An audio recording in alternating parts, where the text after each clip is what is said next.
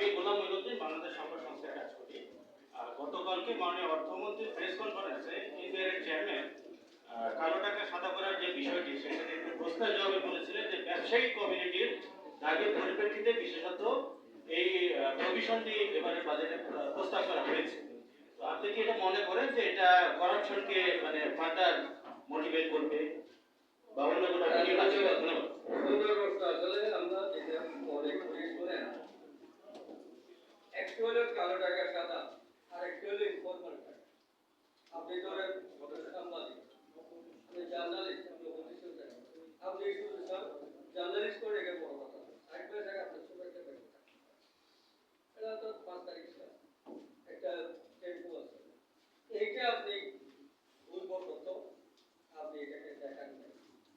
এখন এই সুযোগটা দিতে আপনি এটা দেখান ক্রিমিনাল টাকা, অপরাধমূলক টাকা এখানে আনে দেখান, সেটা কথা বলছি।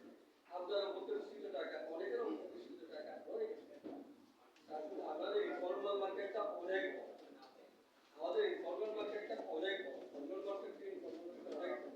এই ইনফর্মাল মার্কেটের টাকাটা যেন আমরা কাটছি, এখানে যদি কোনো অপরাধমূলক কোনো কাজ করে সে টাকা যেন এখানে আসে, সেটার জন্য আমাদের অবজেকশন এবং সব ব্যবসায়ী যারা ব্যবসা করে আপনার অনেক দিন থেকে ট্যাক্স দিয়ে আসছেন, অবশ্য ট্যাক্স দেয় ভুল করতো সেগুলি যেন যারা সবভাবে ট্যাক্স দিচ্ছে তাদের জন্য আমরা এনকারেজ করতে হবে।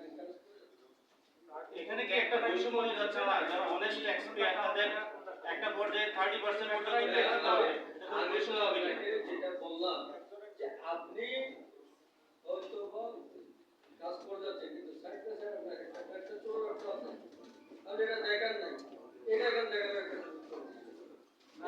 আপনি বলতেছেন আপনি বলতেছেন ভাই ওটা হচ্ছে ওইখানে কোনো ব্যাখ্যা নাই যে এটাকে কারণ এটা আমরা সংশোধনের জন্য আমরা লিখছি যেন ক্রিমিনাল অ্যাক্টিভিটিজে অপরাধমূলক কোনো টাকা যেন এখানে এসে এই সুযোগটা নিতে না পারে সেটার জন্য আমরা কিন্তু আমরা এই বছর যে টাকাটা পয়েন্ট করবেন পরের বছর কিন্তু সে আবার কিন্তু সেই জ্বালায় আসতে পারে, সেইটা জ্বালায় চলে আসতে পারে, সে কিন্তু এই কন্টিনিউ করতে অর্থাৎ সে ট্যাক্স রেটের আওতায়।